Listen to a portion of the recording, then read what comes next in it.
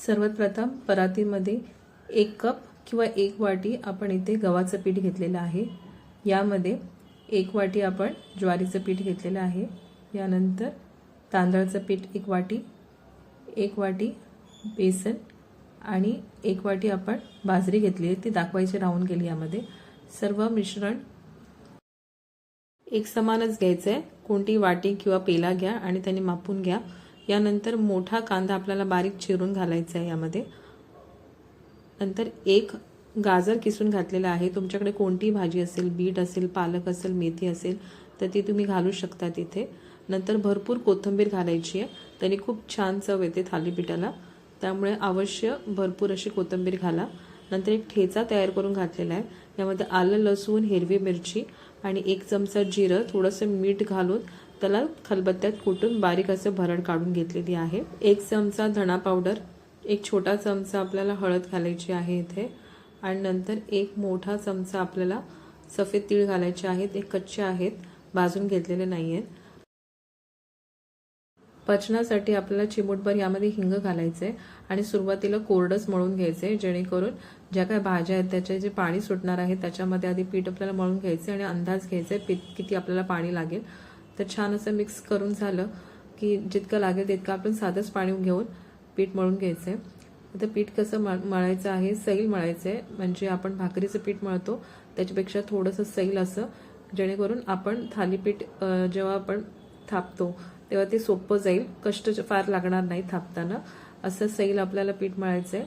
मळून झाल्यानंतर थोडंसं तेल घालून 10 मिनिटं आपण ओला कपडा घालून साईडला आराम करायला ठेवायचं आहे ते पीठ।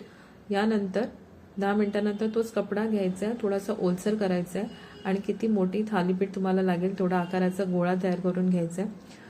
शक्यतो माझा अनुभव मी तुम्हाला शेअर करीन इथे। जेव्हा मला थालीपीठ बनवायचे असतील तेव्हा आधीच मी आदल्या रात्री, सकाळी बनवायचे असेल तर आदल्या रात्रीच मी सर्व पीठ एकत्र करून डब्यात भरून ठेवते आणि ज्या दिवशी लागेल, म्हणजे सकाळी नाश्त्याला हवा असेल तर डायरेक्ट मला फक्त कांदा आणि भाज्या कापायच्या असतात आणि ठेचा बनवायचा असतो, तर फार सोपं जातं मला। तर अशा पद्धतीने आपण थालीपीठ पातळ असं जितकं आपल्याला थापता येईल तेवढं थापायचं आहे। पाण्याचे हात मध्ये मध्ये ओलं करून आपल्याला थापायचे, जेणेकरून चिटकणार नाही। अशा पद्धतीने आपल्याला थालीपीठ तव्यावर घालून घ्यायचं आहे आणि छान असं दोन्ही बाजूनी 2-2 मिनिटं भाजून घ्यायचं आहे।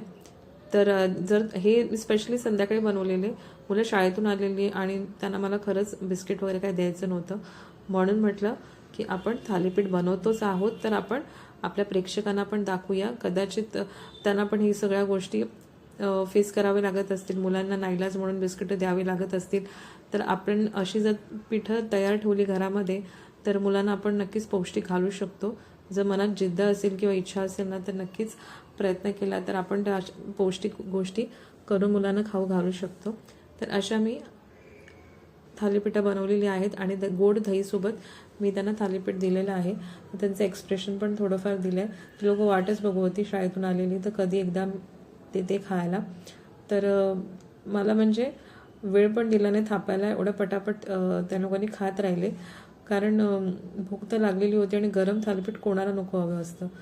अशा पद्धतीने तुम्ही जर काही बनवायला गेलात ना घरी तर मुलं अजिबात बाहेरचं काही मागणार नाही आणि त्यांना कळणार पण यामध्ये भाज्या कोणत्या आहेत। त्यामुळे आपणही बिंदास असतो की बाबा बाहेरचं काही खायची गरज नाही आहे, तुम्ही घरीच खावा, मी तुम्हाला गरम गरम करून घालते, असा विचार करून मी ही थालीपीठं बनवून त्यांना दिलेली। तर त्यांना तर आवडलेली आहे। तुम्हाला पण आवडली असेल तर लाईक, शेअर आणि सबस्क्राईब करा।